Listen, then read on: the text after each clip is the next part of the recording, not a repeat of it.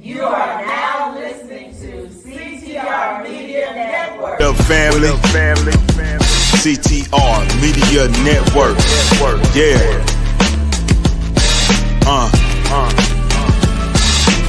Best in the biz. Yeah. Join the team.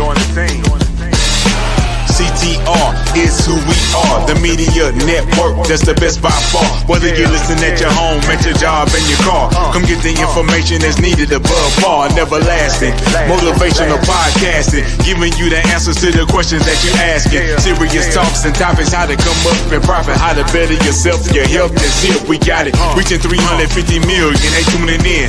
We in 50 different countries, we all can. And like-minded, find your purpose and your assignment. Come get your fix, your feel, your mental alignment. Get active and speak to the masses. Build your influence all levels and all classes. Now you know you can monetize and grow. CTR Media Network. Start the show. CTR Media Network. Hello, everyone, and welcome to CTR Media Network TV, where we help podcasters and entrepreneurs turn their message into a movement. Today's episode, we have in the building Jeff Revilla. He is the founder of Poduty Live LLC, an innovative podcast theater and event venue that's helping creators transform their shows into live, interactive experiences. And if you're ready, which I know that you are, CTR Media Network audience. Yes, our CTR riders. I know you're ready to grow your podcast through live events, community building, and smart digital strategies. Then this episode is definitely for you. And so without further ado, we're going to bring on the man of the hour. Yes, Mr. Jeff Revilla. Welcome to the show. Oh, thank you so much. What an introduction. Thank you so much for having me. I'm looking forward to our conversation here the next half hour.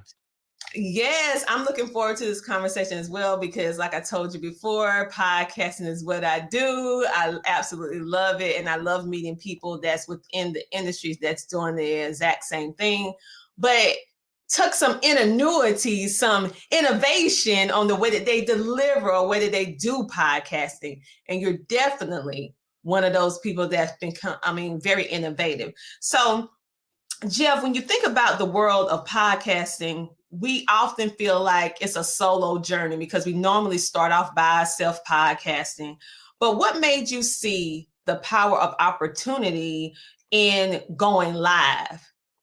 Yeah, we're going to rewind about 10 years. There was a platform called Blab that came out around 2015, and the internet's kind of divided by people who know and were there for Blab, and they just missed it, or all they do is hear about people who were there. And it was this first 4-in-the-box live streaming service, and it had this amazing social element where you could go live, and within 2 to 3 minutes, 30 people would flood your room, and you'd be hanging out.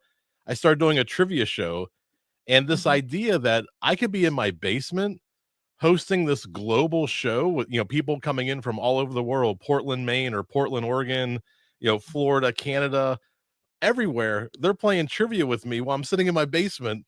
And it's this crazy, interactive experience. And that became my first podcast. And it showed me that podcasting isn't just the MP3 file distributed over an RSS feed. It can be so much more. And you fast forward to look at what we're doing right now. I mean, we are live. You're recording from your home studio. I'm in a home studio. We have graphics flying everywhere. It's a pretty incredible thing that we can now do at a very high level. But we're doing it way more than just a solo podcast. Like you said, yes, you might start off by yourself trying to figure it out. How do I even record audio? I don't even know how to do, and then you put all these little pieces together, and then you take it out and you put it out into the world and see what happens. Yeah, you're right. I feel like we do start alone, but the beauty of what podcasting is for me is when you start having the courage, the boldness to seek out and connect and collab with other people who are doing it. You start going into other rooms, going on other people's shows, and start that invisible connection from just the comfort of your home. I remember when I first started podcasting, people thought I had all this grandiose set up. I was literally in the corner of my bedroom in my lazy boy. Thought I was going to put a little ambiance, lit a candle, and was up there talking on my cell phone. I didn't have a mic. I was using my cell phone, right? And so who would have thought that it would grow to what we're doing now? And so when I think of you, like you said, I 100% agree with you, is that podcasting has evolved so much over the years that we involve more than just MP3, and for those of you who don't know that jargon, that means audio. You can't see anything. All right. So now we're doing MP4, teaching you something. Video, that's how you're seeing us with MP4. And so what made you decide that you was going to help not only do podcasting, but then after you did it, you said, okay, I'm going to go and help other podcasters really unlock this live podcasting, live events to help them grow their audience faster? Because that's a problem with podcasters. We want to grow, but how can we do it?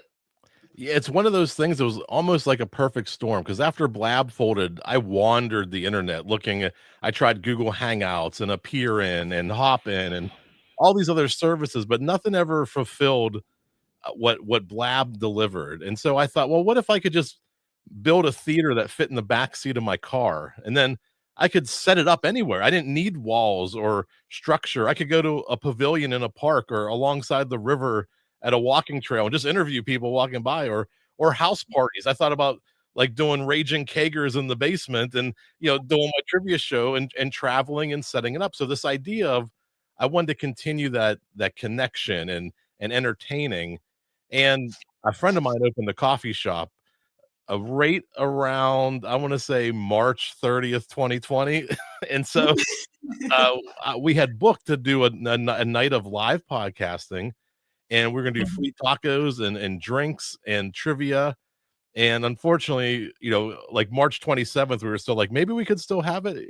Maybe it's been 2 weeks since they shut down the world. And we had to end up canceling it. And during the pandemic, you're stuck in your house, you're not really doing anything. Pennsylvania was really strict on restrictions. And I started doing all these virtual events. I met some great people through the Indie Pods United. I met great people, the women of Indie Pods. Sarah Bradford does this great autism summit that I produced like 4 events for her. And I started doing all these events virtually. And I'm just like, this is great. And I love it. But I don't want to be in my house forever. I want to get out. I want to get in front of people. I want to see somebody laugh and smile in front of me, even boo me or throw something at me because they don't like that was a terrible joke. Don't say that again. Like, I just wanted interaction. I wanted feedback, and you really get that when you go live. We're live now, and if there's comments come in or likes, you start to see the likes pop up on the side. All that feedback feeds you and trains you and shows you how to make a better show. If you're not getting any feedback, stop doing what you're doing. If you're getting great feedback, do a lot more of it. And that's where I wanted to get to. So I wanted to start doing these live shows. My trivia show ended up getting picked up for television. So since 2020, in that same time period, this perfect storm, it's all coming together. I want to do live events. I want to do more video. TV starts to come in to pick me up to do the television show. Now I'm doing appearances. I'm like emceeing tug of war contests and stuff. Like, I'm doing all this like crazy things.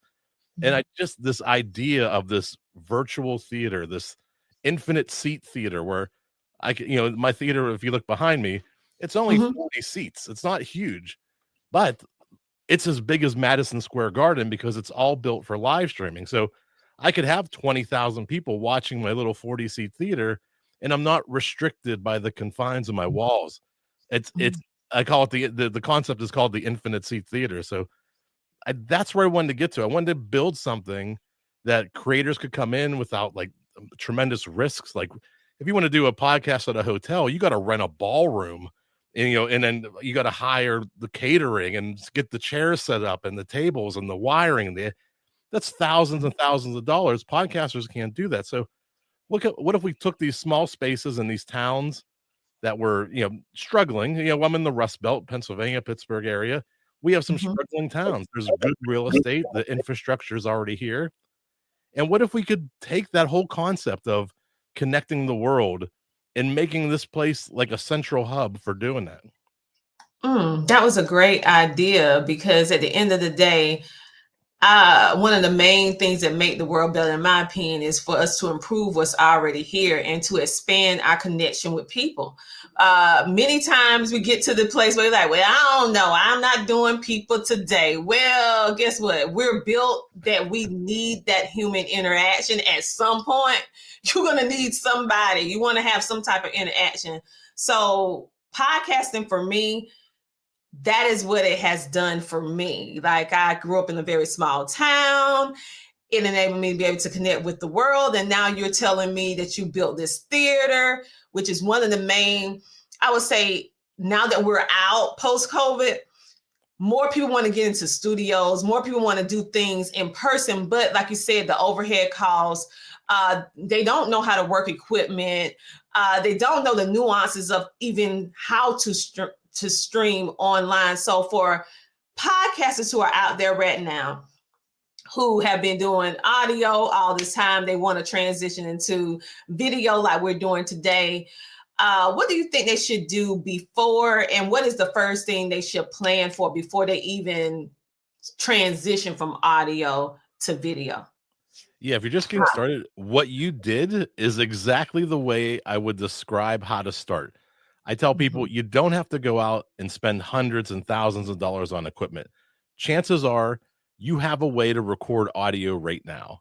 You had a cell phone, right? You sat in your chair, you spoke into your cell phone. If you have a little laptop or an iPad, they make little plug-in microphones, $20 to $50. You can get something fairly decent that can record your audio. And the thing that I recommend is the most important thing when you're getting started is develop the process, because you have to do this next week too. And then you have to do it the week after too. So what you see is a lot of podcasters, they're afraid to start, right? They wait and they wait and they delay and they delay. And it takes them 6, 7, 8 months to record their first episode.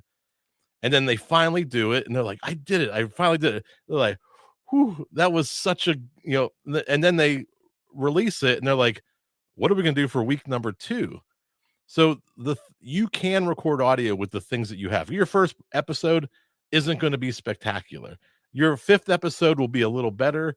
Your 10th will be better than that, because you're going to keep fine tuning and learning and figure out little things that make you a better host, a better podcaster. But you got to get started, and you have to build the process that enables you to repeat this week after week after week after week, or you will just burn out, because you can't spend 6 months producing every episode. You got to start turning this around. So I always say, figure out the formula, figure out the process, find the way to record with what you got now. Plus, probably when you started, there wasn't things like Adobe Podcast Beta and Levelator and all these like free tools that can almost give you a professional sound right out of the gate. So record that on your cell phone in the corner of a quiet room. There's enough free tools out there that'll fix all of that.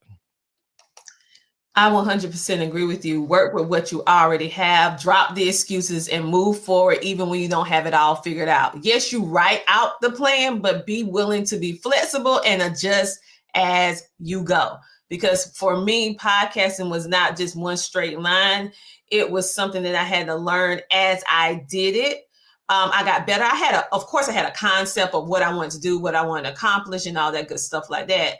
But you have an idea of who your audience is, but until the data really comes out and you see the numbers coming in, then you really see, well, I thought I was speaking to a woman audience, but I have 55% men.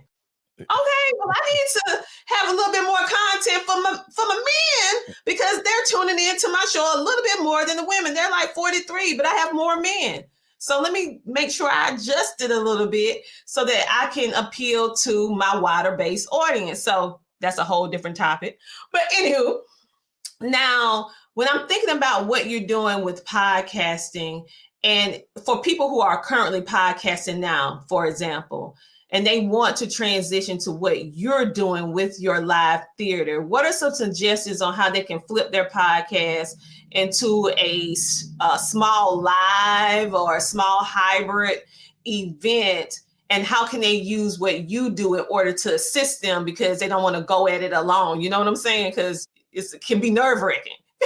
Yeah, I mean, I talk to people all over the world, and I say, I haven't found this business model anywhere. So like this is very new. So the chances of you having something exactly like this near you, it's probably slim. But there are plenty of places that have stages, and there are places you may not even think of. Like your local library probably has a media room or a room where they have office space or meeting rooms somewhere in the back. That you can have a little private session. You can probably rent the room for like $50. Coffee shops in the afternoon slow down. People already got their caffeine buzz for the day, and they're getting ready in between that lunch and dinner time when all the nighthawks come out. Those coffee shops would love to have people in there bringing additional audience and customers in the mid-afternoon. So approach these other places like bars and coffee shops and libraries, and even schools have theaters. There's places everywhere that you can go and set up your own. You don't have to find a podcast studio. There's other places like maybe comedy clubs that in your area, depending on how big of a club it is. Some clubs are a lot looser and have a wide open schedule. There are tons and tons of places that you can get started, and you don't need too much. You need some speakers, you need some microphones, you need a mixer. And if you have those things, you can project sound out into the void, right? You can have a show. Some mixers even have built-in recording, so you can just record right in the mixer.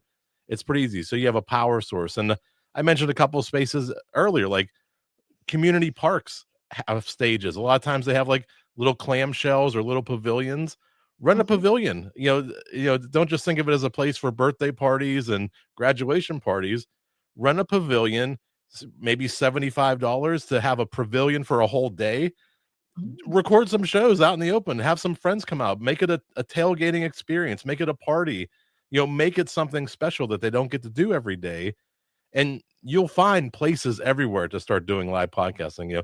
Once you get that little bit of equipment, and like I'll send you a picture for your show notes if you'd like. I have a picture of when I built the first thing to fit I wanted to fit in the backseat of my car, and it's a couple of speakers and a mixer and some mic stands, and you can fit that in the back of a sedan and take that anywhere and set it up. Wow. I know for me, one of my friends, she lived in this very elite condominium, like just doctors, lawyers, the higher echelon. They live there, but they have all these little nooks and crannies that are there. Beautiful rooms already set up, and being that they live there, they have access to everything. And being that we're their friends and we have access to, guess what? I have access. So when they saw me in Florida, they was like, oh my God, she just got her brand new studio. I was like, nope. I am using this room. Yes, I'm traveling, interviewing, and this was just one of the beautiful locations that's inside of their condominium. So I never thought of that to be a temporary podcast place to interview. And I have actually used the public library as well. You are exactly right. Most libraries today have media rooms. And if you are local to the area, have a library card, you can get it for free. Yeah. Some charge a little fee, but over here in South Carolina, we didn't have to pay a fee as long as you are a citizen in the county. So guess what? As long as you get on the books ahead of time, you can go in there and record and have that professional look and meet your guests. And it just creates the environment and feel of a live show, so it's very good. You gave some good pointers. Now, this is a topic that most people, all podcasters are starting to talk about monetization to the greater extent. Back in the day, you didn't hear too many people speaking too much about monetization. But now since they see all these podcasts going viral, they read the news about, this podcaster got $2.5 million. This one got this and that. So people are really thinking about it. So how can podcasters use their live shows, make it fun, because you're making it real fun, and some ways that they can monetize their live experience without having like a super huge audience? Yeah, this is where it gets really crazy. This is where the math tells you that maybe there's something more to what I'm talking about than just having fun with some friends in a room. So I'm going to use stats from Buzzsprout, from Libsyn. These are podcast hosts, very well known, very well respected. They have access to server logs. and they will tell you 95% of shows do not reach 1,000 downloads in their first 7 days.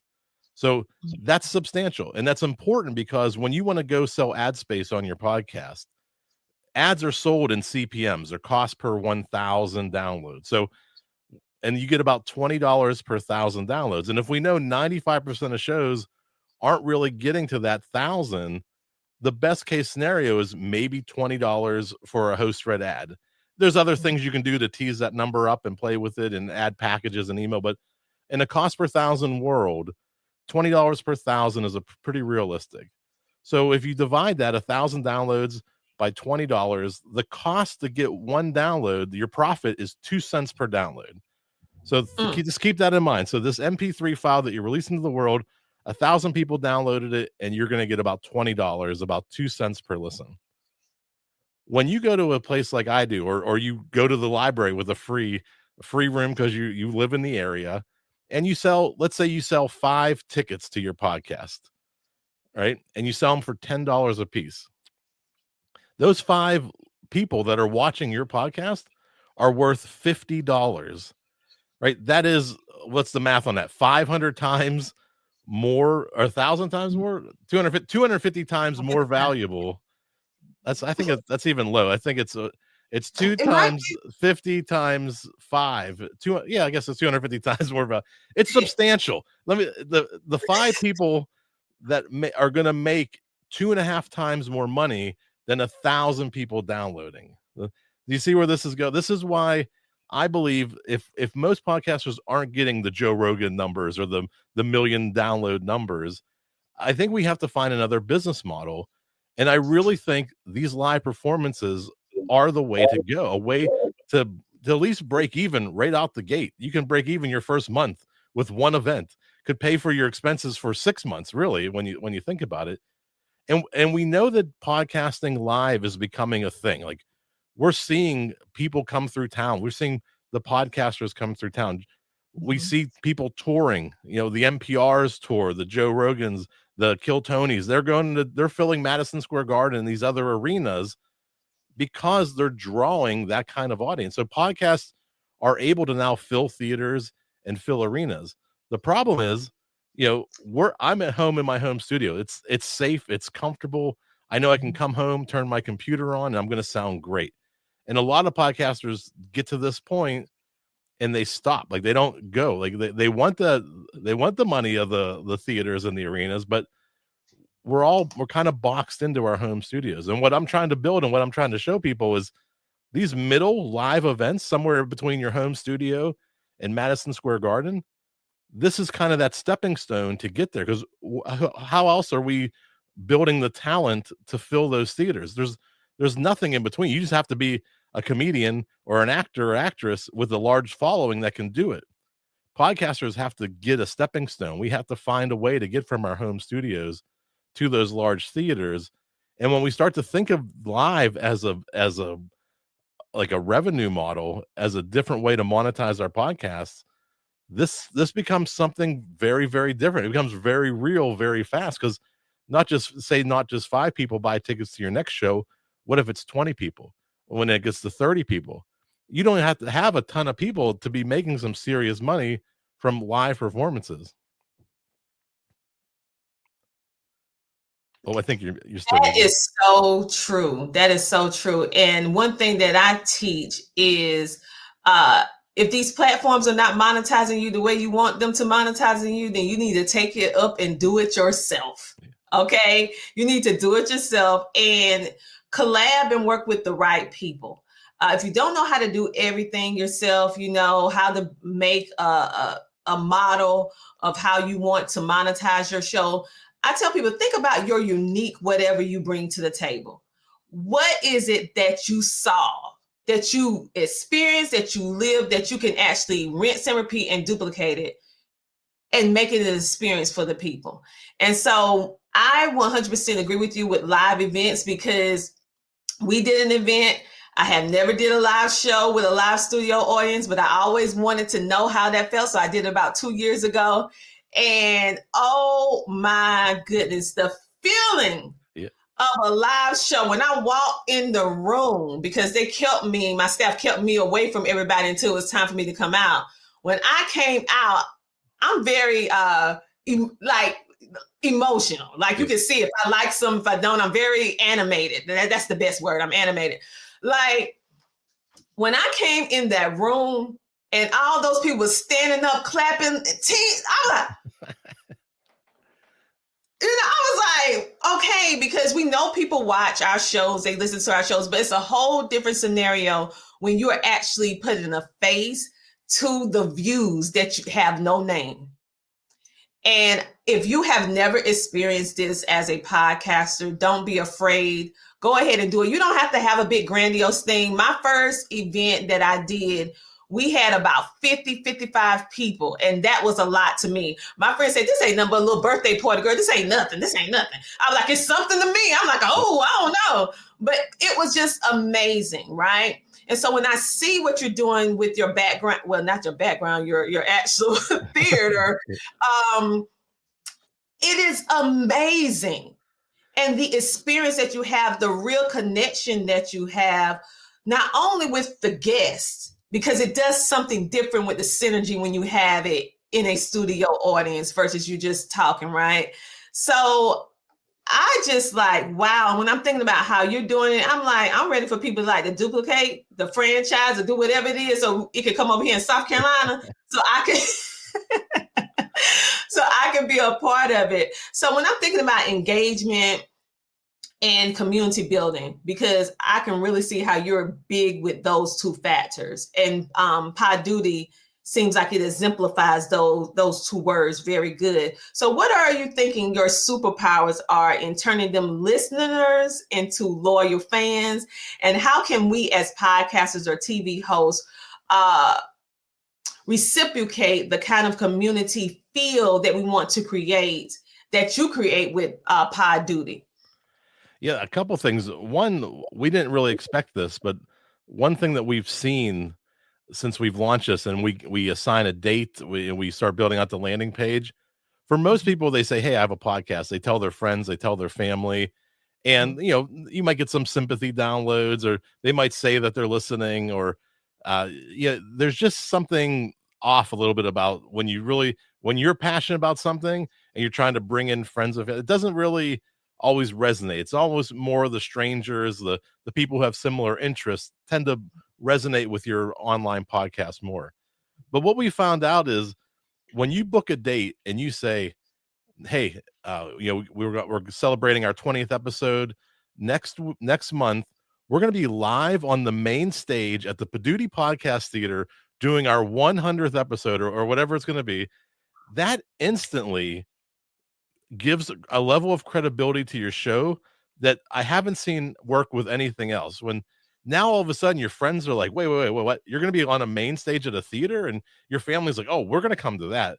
All of a sudden, the level of credibility performing live, it gives, just like that person who bought a ticket has so much more value than the person who downloaded it. The people who hear that you're on a main stage it gives your podcast so much more value than just go ahead and subscribe on iTunes or Apple Podcasts, right?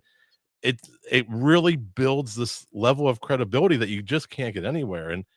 And some of the things you mentioned too, and I quote Tony Robbins too, because he'll say when he gets off stage, he is juiced. He uses the word juice. He is juiced. Like, you are pumped. Sometimes I don't sleep for like 4 or 5 hours because I just had so much fun. I'm meeting all these people. And part of going into the show is that community environment. Like, if you were to just listen to my voice without watching this video, one, you'd never guess what I could look like. You'd have no idea guessing exactly what I looked like. But when you see me on stage and you watch me think and how I react and the facial expressions I'm making, and you get a whole new perspective of how that podcast is made, how that host thinks, and just the inner workings that you get to see how the sausage is made. Some people say you get to see how it all comes together to become that audio show you listen to on your morning commute.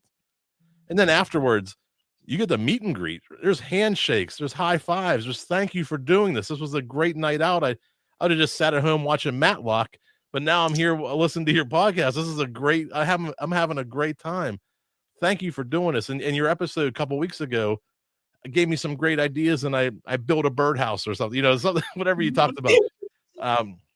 So you get this whole other level that you don't get, and seeing the faces, shaking hands, it's incredible. It's so powerful to be able to be in front of people, and you end up building this little micro community all on your own. Mm-hmm.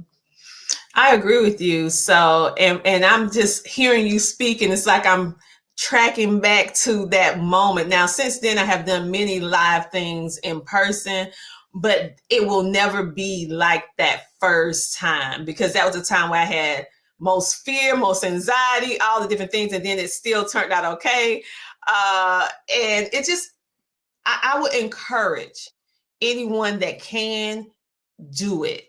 And so, with that being said, someone might be listening, watching this podcast right now, and they're like, okay, I've been thinking about it. Now I hear Jeff talking about it. Now I hear Tina talking about it. I'm going to take that plunge. So what small change can a podcaster make for their show to the pivot to a live show to increase their audience interaction? And how can they use some of the pieces or the nuances that we just discussed to bring that to their show to create that loyal fan base that keep coming back for more? Yeah, I say think about it. I say, if you haven't done video yet, if you hadn't even added video to your audio podcast, the amount it took you to figure out audio for your podcast, the next step of adding video isn't that much greater than what you had to do to figure out audio. So as a fail safe, as maybe a way to get a backup, just start recording the video of the room. Maybe it's you and your co-host, maybe it's a single camera, the whole room, and you're capturing audio, maybe just as a backup in case your other recording fails.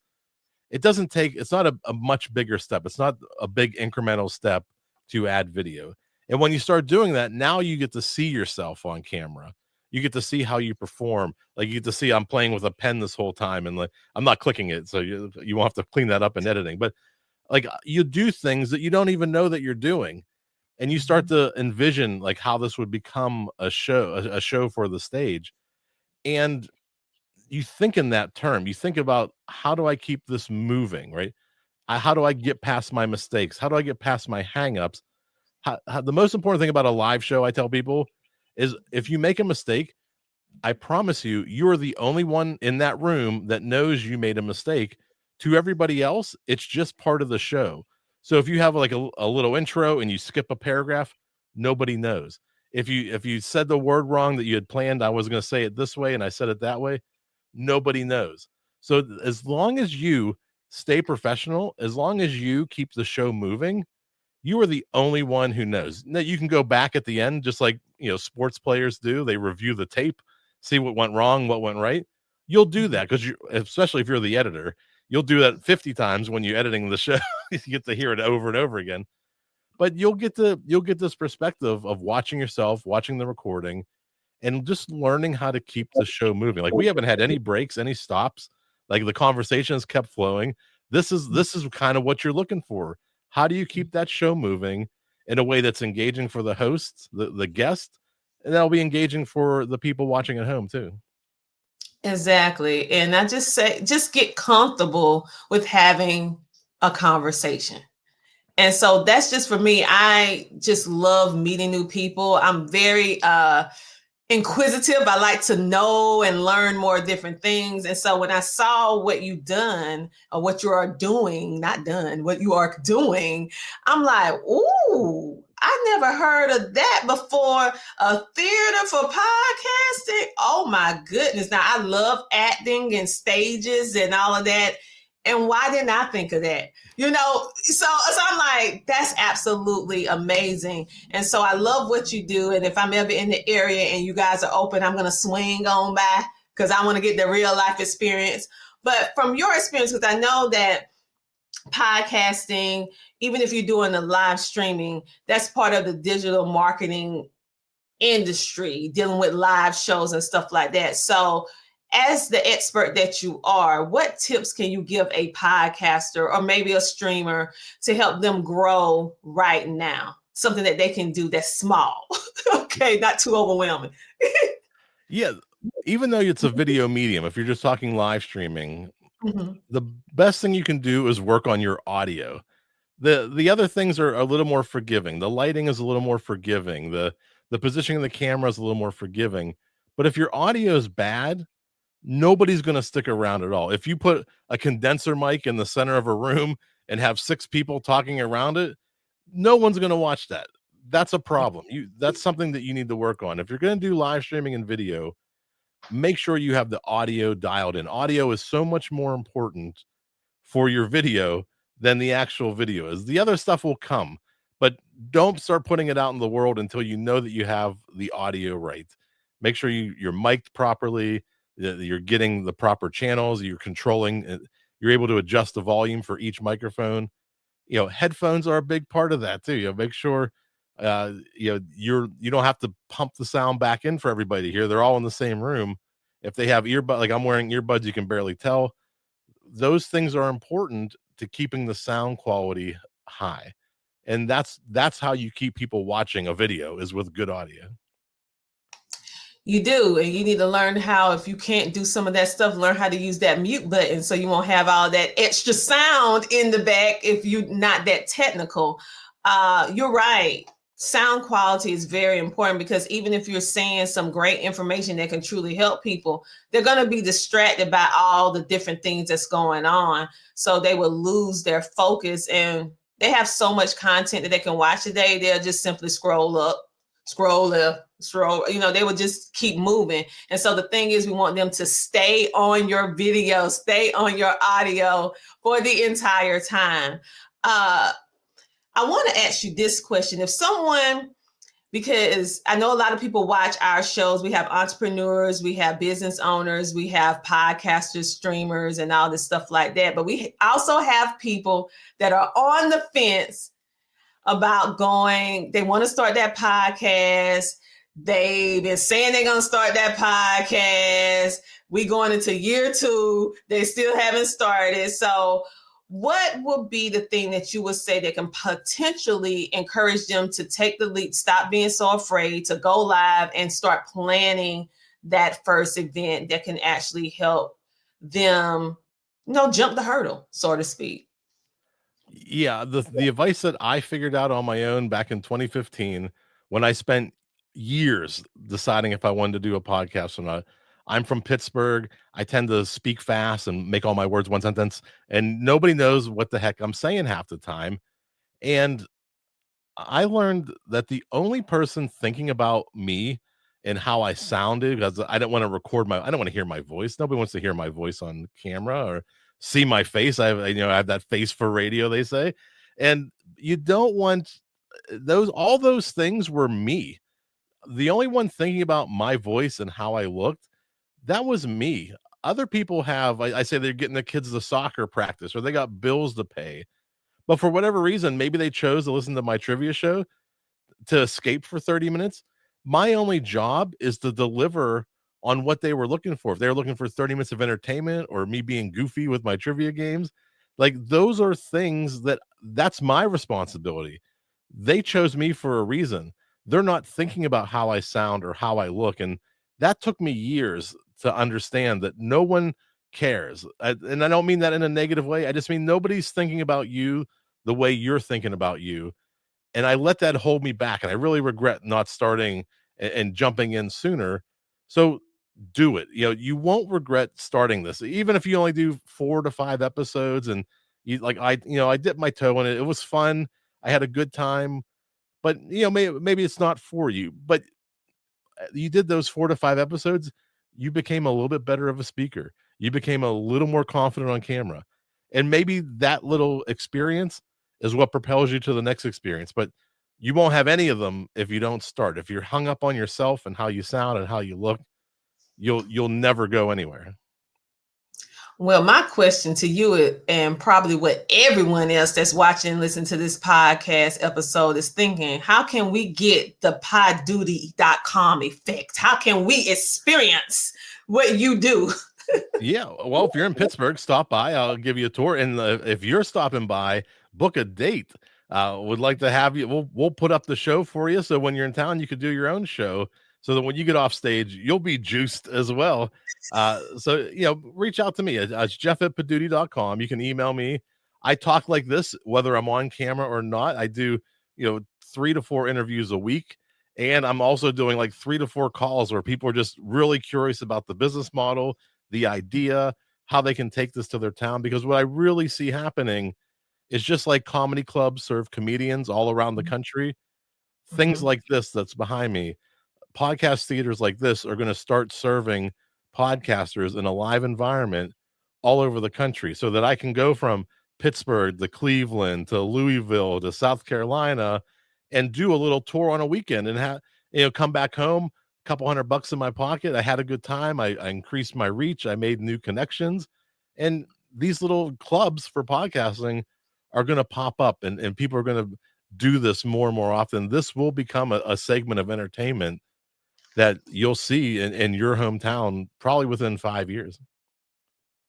I totally agree with you, because it's not going anywhere. Radio, podcasting is just another form of what's began with radio. And now that we are transitioning into this digital age where everything is available readily for us with streaming, with social media and all of this, I feel like it's only going to get better. It's only going to expand, and more independent producers, content creators, we're going to need spaces. Okay. We're going to need places to go. We're going to need people like you who have already thought it through, and we just come use the venue, because sometimes the venue part gets a little sketchy. We're like, oh, I could do the show, but how am I going to even do this or do that? And so I think what you're doing and the business model that you have created is going to, yes, I could see it being that venue that we, as personalities, some of them call us that, we'll be able to travel, and our fans will be able to connect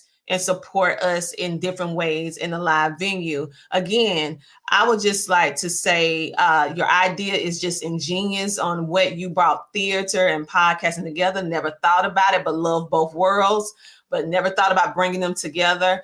And how you're doing it, and also teaching us get over. Like with me, I'm Southern through and through. You will hear it in my voice from time to time, the Southern twang. It's not going anywhere. It's not going anywhere anytime soon. And that was my hang up for a very long time. I tried everything to get rid of it, from looking on the camera. I didn't like the way I looked on my camera. So all those things that list you went down, I'm like, did he have a camera in here? Because he just went through all of my excuses of the reason why I shouldn't podcast, the reason why I should not transition from audio to video. And at the end of the day, I can tell you how I feel at the end of the road. Listen, it is absolutely amazing. It is absolutely amazing. And you're going to get better. And it's people who love the little quirks about you, your Southern twang, or the way you speak fast, or the way you look. It's your people. You'll find your people. They love you the way that you are. Okay? We get out of your head. So if anything else you would like to say to the audience that you did not say, and any events that you're having right now that you would like to share with our viewing and listening audience? Yeah, I say dates and deets at poduty.com, PODUTY.com. We have magicians, we have podcasts, we have meetups in Pittsburgh. We do global meetups. We are doing our Poduty Fest, which is a 2-day event in September. So if anybody likes to submit their show to be a part of that festival, we turn over the stage every 30 minutes. So a new podcast takes the stage for 2 days straight. We just bring in new podcast experience, expose new podcasters to new audiences, and just celebrate each other, celebrate podcasting, celebrate the friends and connections we made in this industry, and just have a great 2-day event. It's in September 27th and 28th this year. Oh, that sounds good. That's during Podcast International time, because we have our own holiday. People didn't know that. Podcasters, we have a whole international day to celebrate podcasting. Yes, we have a holiday too. This is the kickoff to International Podcast Day. We used to, for the years leading up, it was Friday, Saturday, and Sunday. but then last year it was a Monday. In the fall this year, I think it's a Tuesday. So in order to keep the momentum going and still do this on a weekend for 12 hours, we started to do our own event called Poduty Fest, which is the lead up to International Podcast Day. So hopefully you'll see people everywhere that weekend, really just out there podcasting, having fun, supporting each other.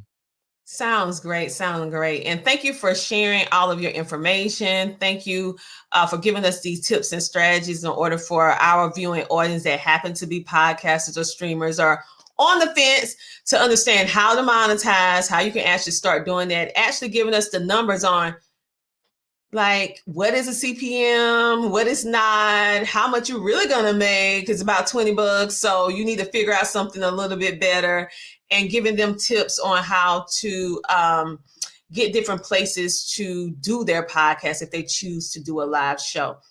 So I appreciate you so much, and thank you for being a featured guest on CTR Media Network TV. You guys go download the app today. Yes, yes, yes. I got to do my spiel. You can see our show on Roku TV, Apple TV, Amazon Fire TV. We have a web app as well, Android TV, iOS, to download it on your cell phone or Google Play. You can also listen to us on any podcasting platform or the major ones, as well as social media. Today, we had the amazing Jeff Revilla, and he helped us to grow our podcast with his expertise of live events. If you have not thought about this is your okay moment to go ahead and push through. Again, thank you so much for tuning in, and we'll see you next week, same time, same place. Have an amazing day. Talk to you later. Bye. Here's why you need to tune in right now. With CTR Media Network, you can transform your knowledge into a fully produced TV show. Imagine your content streaming on platforms like Roku, Apple TV, Android TV, and Amazon Fire TV, reaching over 350 million households in 140 countries. We take care of everything, from managing your ready-to-go content to global distribution. And it's not just any content, it's edutainment, a perfect blend of education and entertainment that keeps viewers coming back for more. You'll join a vibrant community of thought leaders, podcasters, and educators, all sharing a passion for impactful content and global reach. Plus, with our app available on Google Play and the App Store, your show will be accessible to millions more, ready to shine on the global stage. Let's get you started. Schedule a 15-minute call with us today and turn your idea into a TV sensation. Reply to this video by saying, "I want to learn more." Don't wait, your audience is out there waiting.